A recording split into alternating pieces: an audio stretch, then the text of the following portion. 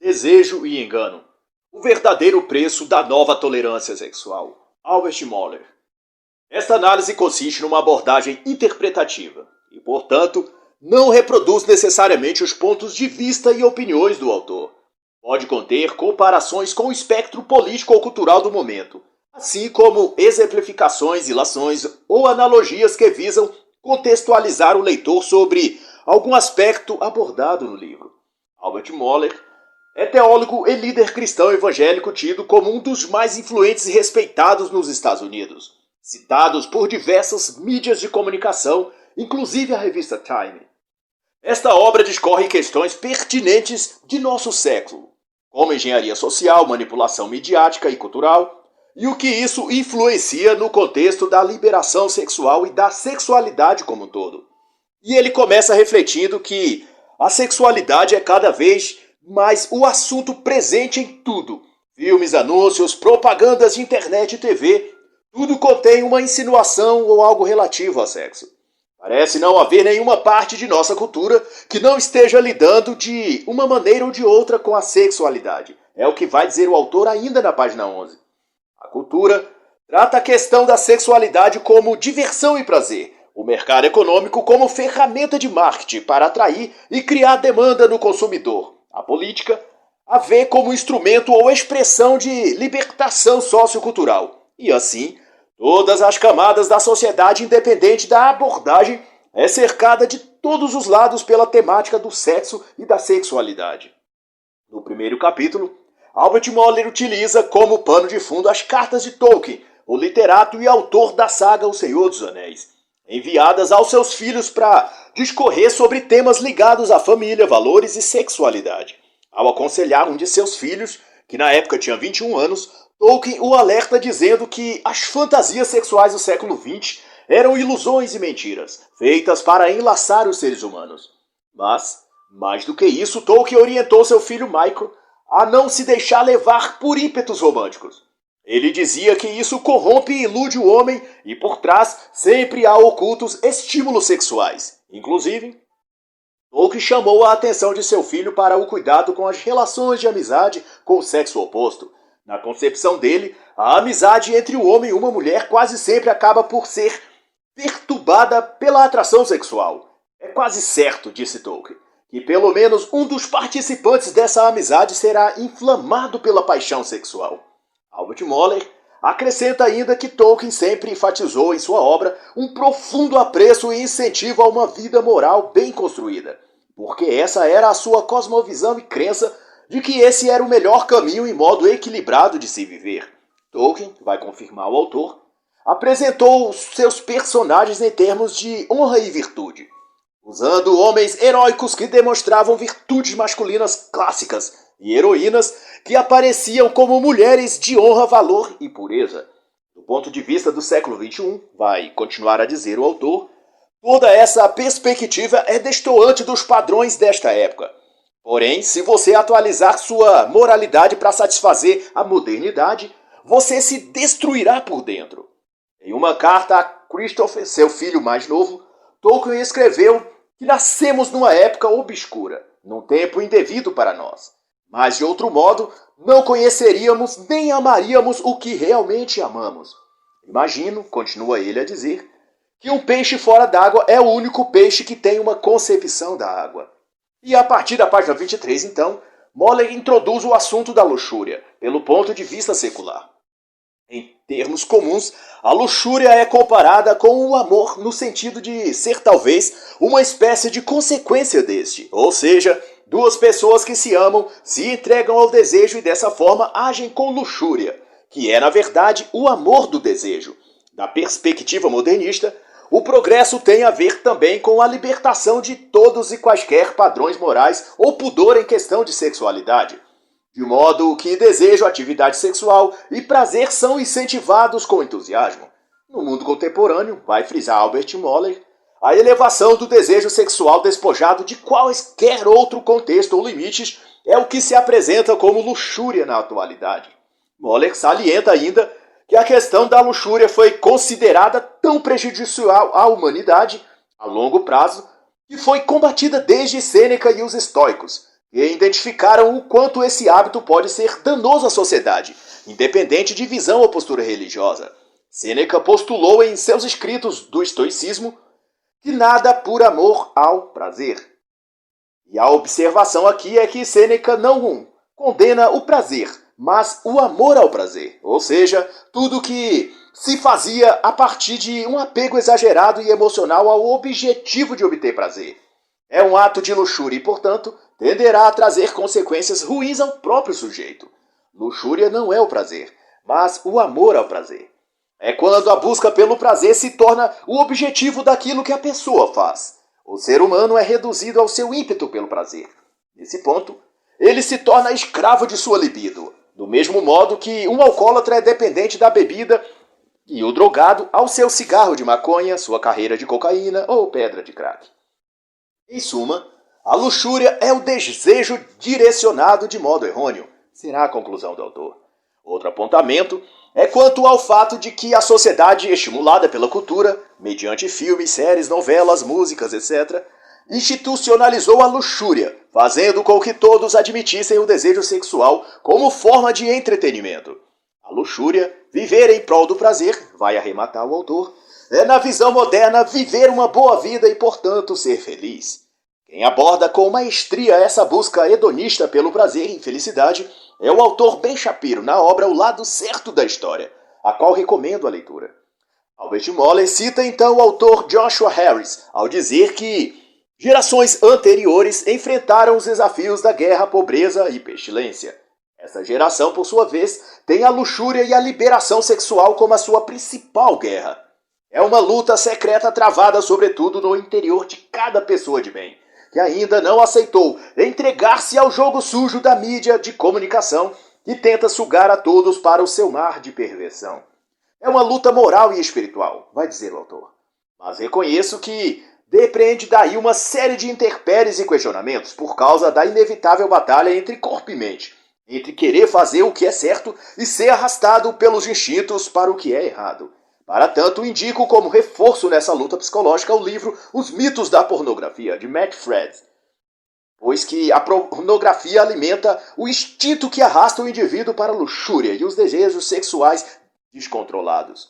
Albert Moller instrui ainda que, sem o tempero da paciência e restrição, o desejo sexual que deveria ser saudável e adequado se torna um impulso animalizado, que dispensa todas as coisas boas que poderia advir da relação sexual natural, e torna o ato uma compulsão desenfreada, egocêntrica e hedonista. Eu lembro, neste caso, do autor Anthony Easley, em sua obra 10 Maneiras de Destruir a Humanidade do Seu Filho, A Vida sob Compulsão, que em um dos capítulos trata justamente disso, do prazer hedonista elevado ao grau de compulsão, que é a fase em que a busca por prazer se torna a dona da pessoa e a controla totalmente. E a cada ato que ele busca para se satisfazer, ele acaba mais sedento, mais vazio e mais insatisfeito, porque o prazer saciado da forma errada só cria mais vício. É como um monstro qual nunca para de sentir fome.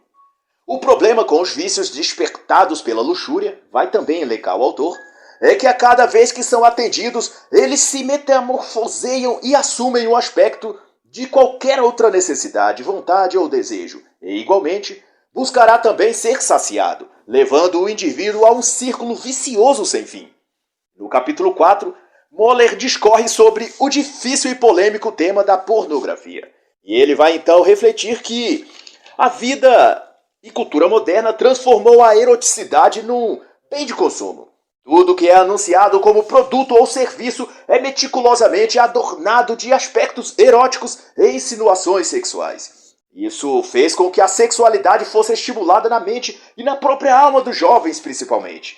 De modo que essa geração, desde a infância, é hipererotizada e estimulada ao sexo desde muito cedo. Consequentemente, buscam na pornografia atender esse anseio em seus corações. Porque o vício da pornografia não é apenas físico, como todo vício, ele tem raízes psicológicas. Cria um vazio interior no qual busca fazer com que a pessoa se lance cada vez mais fundo naquilo que acha que vai preenchê-la. Porém, todo vício é em seu interior uma mentira e ilusão. Ele finge que ficará satisfeito quando for atendido. Mas assim que consegue o que quer, ele dobra a aposta. Ele expande o vazio e aumenta o desejo ao invés de diminuir. Ao lado disso, a escalada do pensamento liberal associada à política também ajuda a fomentar o vício erótico e da pornografia, pois que preconiza o princípio de que se você não está a agredir fisicamente alguém, tudo mais que você fizer é lícito, ou na pior das hipóteses, um direito que você tem de ser livre para fazer o que quiser.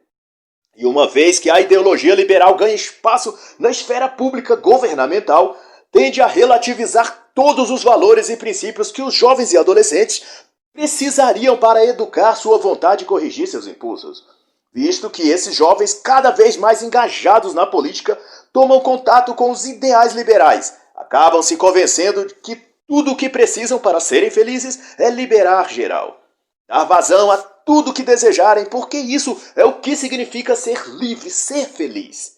Daí, o que deveria ser evitado, como a pornografia e outros vícios mais, acaba até mesmo sendo procurado por esses jovens, porque então se sentem justificados psicologicamente. Todavia, independente do grau de descarga emocional que a doutrina liberal lhes deu, as consequências neurológicas, emocionais e psicossociais continuarão acometendo-lhes.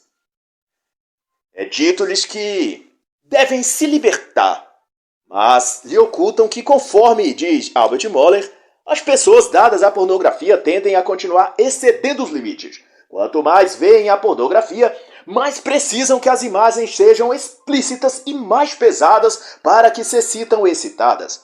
O estímulo tem de ser cada vez mais forte. Mas além disso, a pornografia ocupa um nicho de mercado e, por isso, não há interesse político de alertar sobre seus riscos e prejuízos psicológicos. E Mohler resume da seguinte maneira: nem tudo que é atraente e desejável é bom. Mas algo também que vale a pena atentar é para o óbvio que ninguém quer que você enxergue, de que a pornografia é um mercado, um bem econômico e, como tal, gera receita. Essa receita movimenta a roda da economia, chamada oferta e demanda. E nesse jogo de interesse, o jovem liberal é manipulado para consumir justamente o que o mercado quer vender a ele, no caso a pornografia. É claro que existe uma fatia desse mercado que é disponibilizada gratuitamente, mas mesmo essa pequena parte instiga e estimula o acesso a pacotes mais densos e apetitosos. Porém, na versão premium, pago mensal ou anualmente, além de que a indústria pornográfica sabe que uma vez enlaçado o cliente ou consumidor torna-se escravo, e nesse nível ele tende a buscar prazeres e estímulos mais bruscos, mais hardcore, e para obtê-los terá de pagar, coisa que o viciado está disposto a fazer sem hesitar. Mas quanto ao aspecto da influência liberal sobre o psicológico dos seres humanos e dos seus partidários de forma geral, recomendo a obra Confissões de um Ex-Libertário, de Rodrigo Constantino. E a conclusão então será que a pornografia não corrompe apenas a alma humana, mas também desgasta toda a estrutura da civilização. E o tema seguinte então será a homossexualidade. Da perspectiva ideológica, essa questão está em confrontação aos pressupostos morais de grande parte da população. Isso porque, salvaguardado as particularidades dos sujeitos, sua liberdade e direitos de viver e escolher em matéria de sexualidade e intimidade, esse tema, na verdade, é utilizado como instrumento de guerra cultural. Grupos ativistas, sob alegação de direitos iguais, são cooptados para agir politicamente em favor de uma agenda global, que visa não liberdades e direitos, mas uma reconfiguração de toda a sociedade, onde os livros escolares e a própria legislação do país é alterada para atender essa categoria. Mohler vai então elencar que esse movimento tem suas raízes em filosofias marxistas e se alia ao também movimento feminista. E o alvo é a criação de uma cultura homossexual pública, como parte das correntes de pensamento vigentes.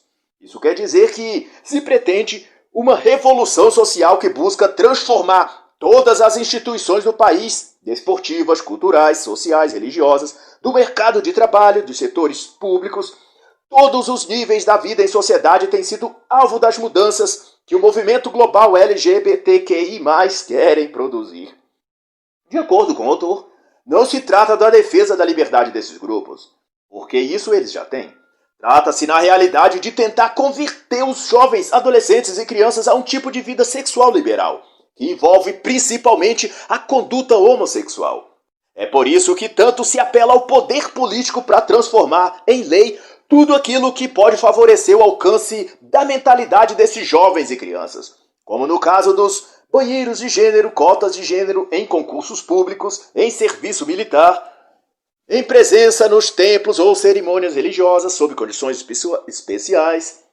Os chamados direitos do indivíduo escondem, na verdade, um protocolo de intenções que correspondem àquilo que autores como Slavoj Zizek chamou de novo comunismo, ou comunismo 2.0. Em sua obra, por exemplo, Pandemia, Covid-19 e a Reinvenção do Comunismo, lançada em 2020, Zizek enfatiza muito bem essa pretensão. Mas também indico, para elucidar esse tema, as obras Gender, Quem és tu?, de Olivier Bonnevid, e a Ideologia de Gênero, Neototalitarismo e a Morte da Família, de George Scala. E Albert Mohler, por sua vez, sugere que tornar-se moralmente relativos, as pessoas enquanto sociedade deixam surgir um vácuo de pensamento que tende a ser preenchido política ideologicamente, que vão então moldar suas mentes para uma direção que por vezes eles não gostariam de ir, mas que na ausência de uma convicção intelectual, moral e religiosa, acabam vulneráveis psicologicamente, levados por todo o vento de doutrinas, como diz o próprio Evangelho.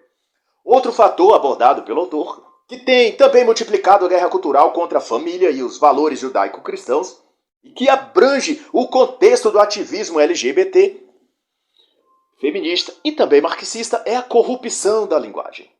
Ele chega a citar o autor Anthony Isolin no estudo de 2005, em que Isolin aponta que a deturpação do idioma e do significado das palavras e expressões tem a meta de confundir e manipular a sociedade. A anarquia da linguagem, como o próprio Isolin se refere, cria um ambiente sexualizado em situações que deveriam ser naturais. Termos como amor, amigo, macho, fêmea, etc., são carregados de conotações sexuais, políticas, de gênero ou coisa do tipo. Macho passa a ser um termo pejorativo e contra as mulheres. Fêmea, um modo machista de subjugar o sexo feminino. Amizade ou amigo passa a ser uma expressão de duplo sentido, para significar um tipo de relação casual, com abertura para o sexo, mas sem compromisso entre os pares. A revolução sexual matou tudo o que há de belo, verdadeiro e inocente entre as pessoas. É como vai concluir o autor. E a partir da página 91, Mohler discorre sobre os estudos de Alfred Kinsey, que se tornaram o ponto de partida e de apoio para a massiva campanha científica, por assim dizer, que supostamente respalda o comportamento sexual homoafetivo. E, posteriormente, também embasaria alguns dos princípios adotados pela ideologia de gênero.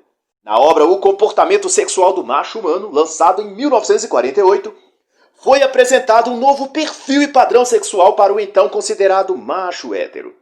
A sexualidade humana ganharia desde então uma conotação progressista e revolucionária, contudo apoiada pelas teses científicas. A mídia, propagandeando a respeito, chegou a dizer que Kinsey era o arquiteto de uma nova sensibilidade acerca da sexualidade humana. James A. Jones, em obra publicada em 1997 sobre a vida de Alfred Kinsey, pautado em dezenas de documentos comprobatórios, afirmou que Kinsey esteve profundamente envolvido em autoabusos sexuais masoquistas e, tomado por conflitos emocionais, determinou destruir anos depois tudo o que considerava uma moralidade cristã ou tradicional. Suas pesquisas apresentou a alegação de que todo ser humano está situado em algum grau ou ponto na escala hetero-homossexual. O gráfico possuía 6 níveis, que ia de absoluta heterossexualidade a absoluta homossexualidade. E baseado em seus cálculos esquisitos, postulou que 40% de todos os homens terão alguma experiência homossexual durante sua vida. O trabalho foi apelidado de Relatório Kinsey, e até hoje é citado como fonte de suposta comprovação científica de que a homossexualidade é um estado natural do ser humano. Mais controverso ainda é que o mesmo relatório apontou também que crianças são seres sexuais, que devem ser entendidas como tal, e que, portanto, também têm direitos a uma vida sexual livre e ativa. E os dados que Kinsey revela ter obtido para basear suas pesquisas foram coletadas pelo Sr. X, um homem que, segundo Kinsey, teria molestado centenas de meninos, de crianças e adolescentes. O próprio Kinsey admite em seu livro que o Sr. X teria abusado por décadas de meninos, crianças, meninas, adolescentes. O Sr. X, conforme relata Kinsey, teria até mesmo abusado de bebês de 2 meses de idade. E tudo isso Kinsey descreve com a disfarçatez e arrogância de quem se diz um pesquisador e cientista imparcial, comprometido apenas com o rigor dos dados científicos, esquecendo-se, porém, de seu próprio conflito de interesse, dado que a sua condição era de ser bissexual. A própria casa de Kinsey houvera se tornado um estúdio para documentação e filmes pornográficos. Ou seja, esse era o rigor e zelo científico de Kinsey. Em uma carta a seu colega Clarence A. Cripp, Kinsey escreveu que todo o exército da religião era o seu principal inimigo. Isso não deixa dúvidas de que tudo o que Kinsey chamou de trabalho científico era, todavia, só mais um ataque na cruzada modernista contra o cristianismo, contra os valores cristãos e contra todos os princípios ocidentais. E Moller, então, conceitua que o estabelecimento ou tentativa de o fazer da homossexualidade como uma das mais acentuadas preocupações culturais do nosso tempo visa justamente a mesma finalidade pretendida por Kinsey, a de destruir os padrões, bases e premissas morais, sociais e religiosas da sociedade. A promiscuidade sexual radical não tem nada a ver com ser ou não homossexual. Tem a ver com uma agenda política ideológica de raízes marxistas que opera e tenta implantar no mundo um governo anticristão e totalitário. E para isso, enreda todos os que podem servir de arma política ou cultural nessa empreitada. Não quer dizer que pessoas gays devem aderir a essa agenda. Ninguém precisa ser um radical em luta contra o patriarcado, usando para isso sua intimidade sexual, seu corpo, ou os rótulos de ativistas da causa LGBTQI+. A ideologia não precisa ser o abrigo mental para nenhum gay, mulher ou pessoa que for. Ninguém, nem hétero ou homossexual, devem viver como se sua escolha fosse um assunto público e não privado. E assim, encerra a análise da obra Desejo e Engano, o verdadeiro preço da nova tolerância sexual, de Albert Moller Jr.